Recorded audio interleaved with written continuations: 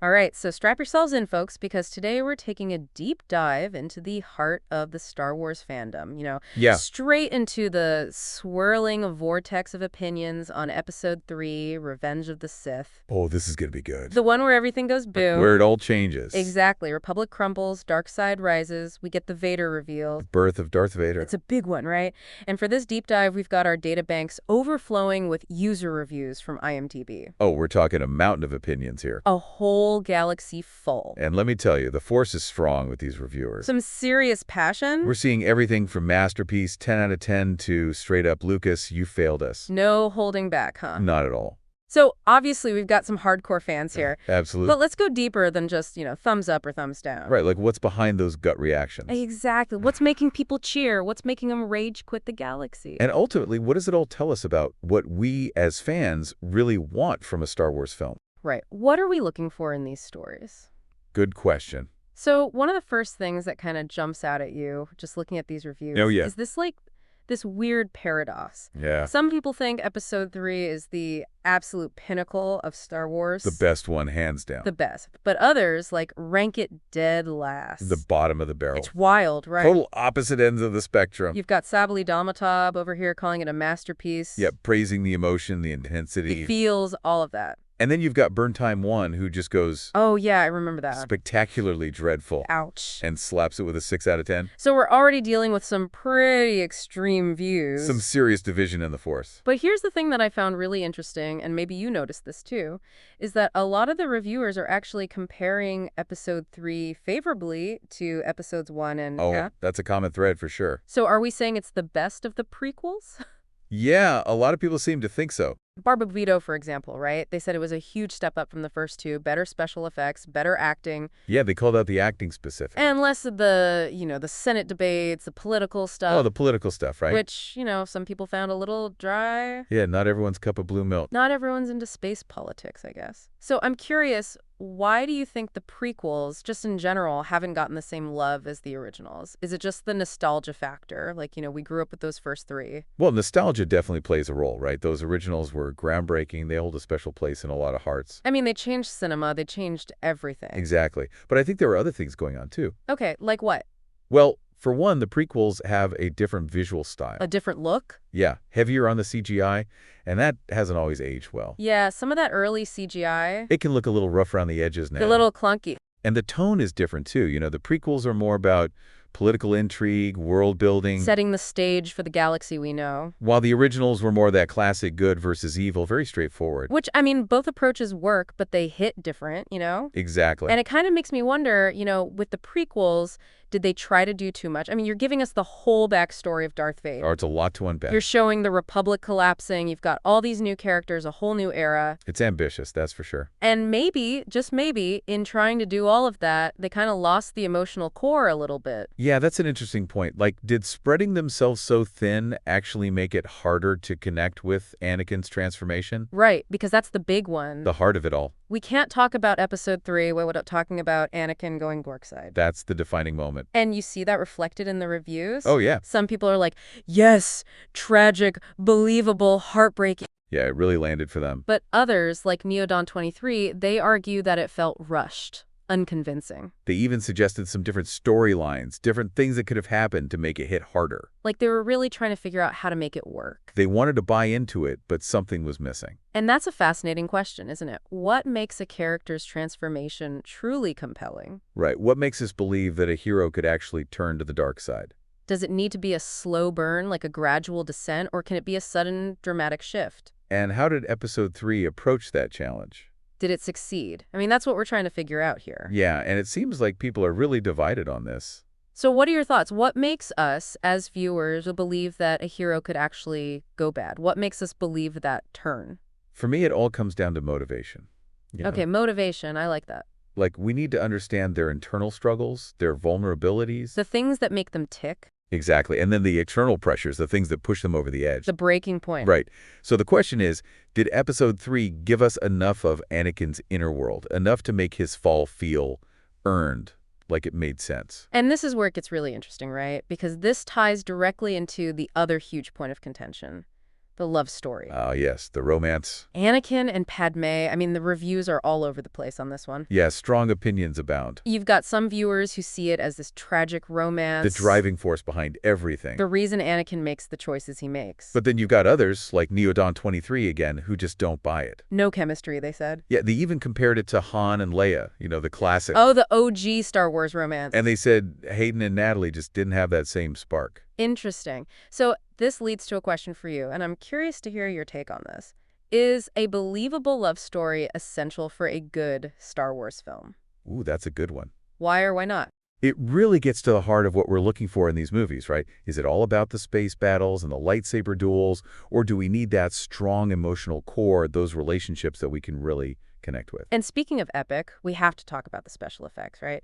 Episode 3, visually, it was a feast. Oh, it pushed the boundaries, for sure. It went all out. But as Dastan has pointed out, some of that CGI, especially the clones, it hasn't aged quite as gracefully. Yeah, there's a bit of a time capsule effect there. They specifically praised the Mustafar battle, that environment, the visuals. Right. But then they said the clones looked terrible. Oof.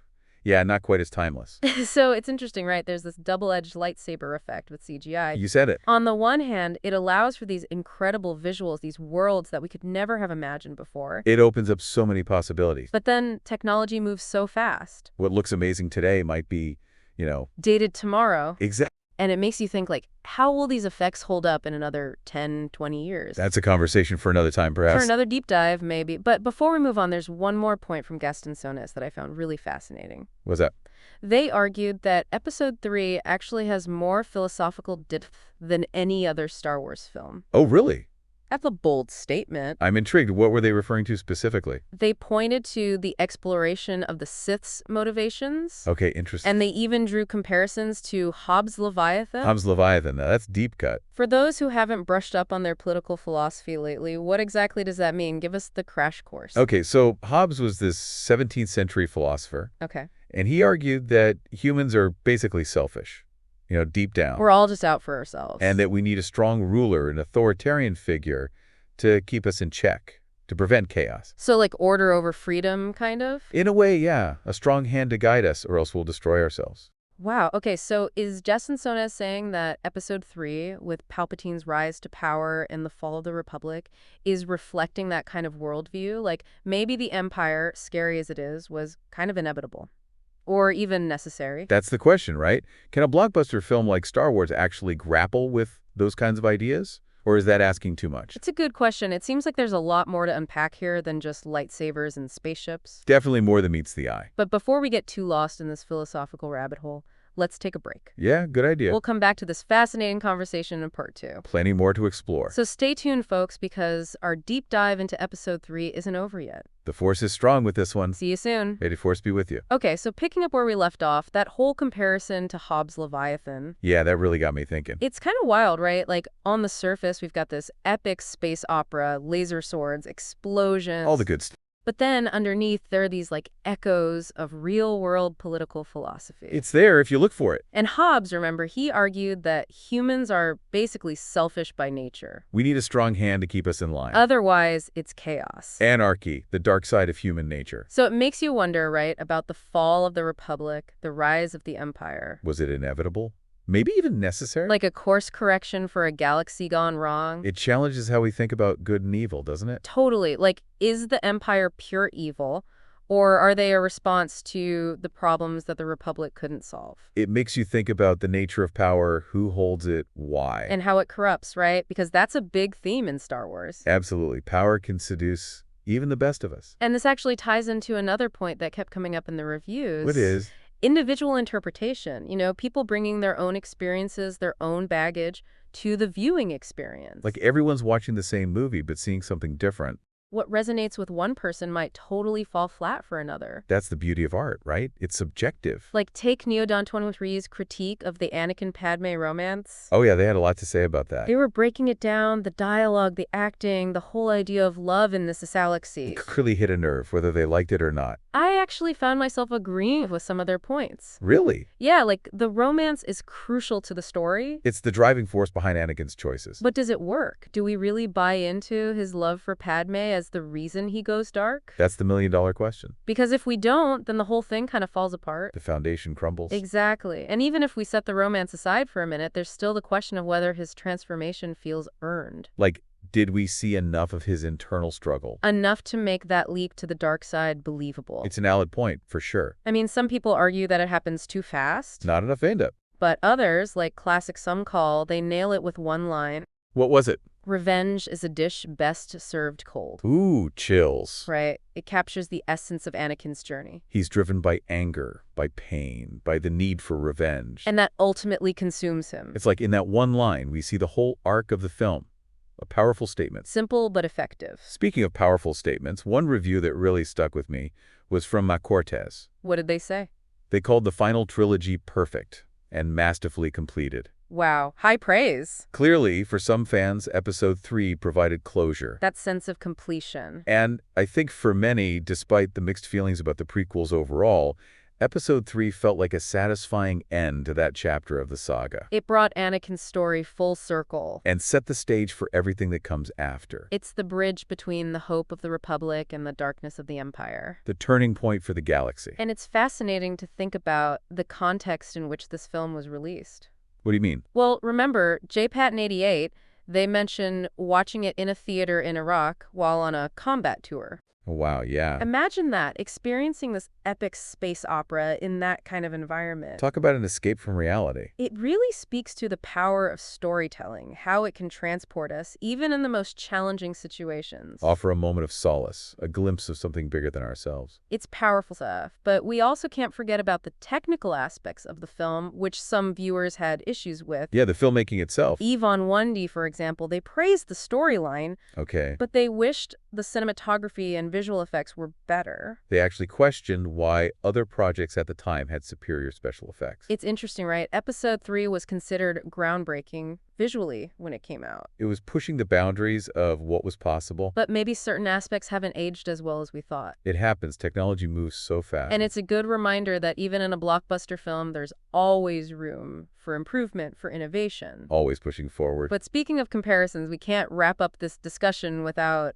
addressing the big one. The elephant in the room? Prequels versus originals? The eternal debate. Which trilogy reigns supreme? It's a question that will probably never be settled. Barbara Vito actually summed up a pretty common sentiment. What was that? They said that while Episode 3 is the best of the prequels, it's still not as good as any of the original trilogy films. That seems to be the consensus for a lot of fans. Like, as much as we might enjoy the prequels, there's just something about those original films. A certain magic. It's like revisiting your childhood home. It might not be perfect, but it's filled with memories. And while some might see the prequels as flawed attempts to recapture that magic, others, like Volkerv, actually declare the saga complete with Episode 3. Oh, interesting. And they express dislike for the Disney sequels. So, for them, the story ends there. That's the definitive Star Wars. It highlights the passionate loyalty that a lot of fans have for those original 6 films. It's like, that's their sacred ground. Anything that comes after is just, well, extra. But I also think it's worth celebrating the fact that Star Wars continues to evolve and expand. It's a living, breathing universe. The new films and series, they might not be for everyone. But they're introducing a whole new generation to this incredible world. And that's pretty amazing when you think about it. Star Wars has this power to connect with people across generations. It's a legacy that continues to grow. And even within that vast universe, Episode 3 holds a special place. It's a film that continues to be debated, analyzed, reinterpreted. It sparked strong reactions from the start. Both positive and negative. And it ultimately reminds us that there's no one right way to experience Star Wars. It's about finding your own connection to the story, to the characters, to the themes that resonate with you. Well said.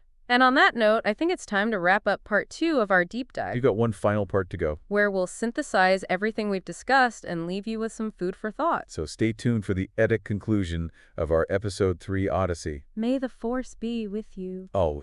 All right, welcome back to our final descent into the world of Episode 3 opinions. I feel like we've been all over the galaxy with this one. Oh, absolutely. We've explored the light and the dark sides of this film. From the highs of philosophical debate to the maybe not so timeless CGI. We've dissected the love story, the character arcs, the whole shebang. So as we prepare to land this starship of a conversation, what are your big takeaways? What really struck you? I think for me, what stands out is just the sheer passion surrounding this movie. Whether people love it or hate it, there's no in-between. They feel it. They definitely feel it. Like, Oz, remember that review? Just one simple line. This is where the fun begins. Yeah, straight to the point. And it's true, right? No matter how you feel about the prequels leading up to it, episode 3 is where everything goes into hyperdrive. The stakes get The higher. action explodes. And we finally see the birth of, well, you know who. It's the culmination of everything that came before. And for some, it's the peak of the entire saga. Like Jason Michael Dickinson, for example, they actually called it their favorite out of all 6 episodes. Wow, really? Yeah, they loved it, called it a damn good movie. I think it speaks to the power of Star Wars as a whole. How it can evoke such strong emotions, create such dedicated fans. Absolutely. It's a testament to its enduring legacy. And even for those who might prefer the originals, there's still this sense that episode 3 brought a much-needed closure to the prequel trilogy. Yeah, it tied things together. Like, remember Ma Cortez? They were all about it. Perfect, masterfully completed. They even mentioned that there are no gaps in the story. It really hammered home that sense of completion for them. It solidified the whole Skywalker saga. Even with all the new films and series that have come since, episode 3 remains this crucial turning point. The bridge between the light and the dark. It's where we see those heroes we've come to love fall from grace. Where villains dies to power and the fate of the galaxy hangs in the balance. And it's not just the grand narrative, right? There are those individual moments that have become iconic. The duel on Mustafar. The visual of Anakin's fall. The birth of Darth Vader. I mean, come on, that's cinema. Those scenes, they stay with you. They carry the weight of the entire saga. It's no wonder they've sparked so many discussions and debates over the years. Because they're layered, they're complex, they're open to interpretation. And as we've seen in these reviews, people are really diving deep, Oh, yeah. Not just talking about what they liked or didn't like, but dissecting the themes, the motivations, the philosophical implications. Even drawing parallels to real-world history and politics. It's amazing to see how one film can spark such a wide range of interpretations. That's what makes this whole deep dive so fascinating, right? It's a reminder that there's no one right way to experience Star Wars. It's about engaging with the material on your own terms, drawing your own conclusions, and being open to different perspectives. Absolutely. And sometimes those perspectives come from the most unexpected places. Remember that review from J. Patton, 88, watching episode 3 in a theater in Iraq while on a combat tour? It's hard to forget that image. To think that this film, set in a galaxy far, far away, could offer a moment of escape in such a challenging environment. It speaks to the power of stories, their ability to connect with us on a deeply personal level, no matter our circumstances. And that's what makes Star Wars so enduring, I think. It's more than just a collection of films. It's a cultural phenomenon that's shaped generations of fans. It's a universe that keeps expanding, keeps evolving, keeps inspiring conversations like this one. So as we wrap up our deep dive into the world of Episode 3 opinions, we want to leave you with one final question. What does Star Wars mean to you? What resonates with you most about this film, about this saga, about this galaxy that's captured the imaginations of so many? Because in the end, the most important interpretation is your own. May the Force be with you, always.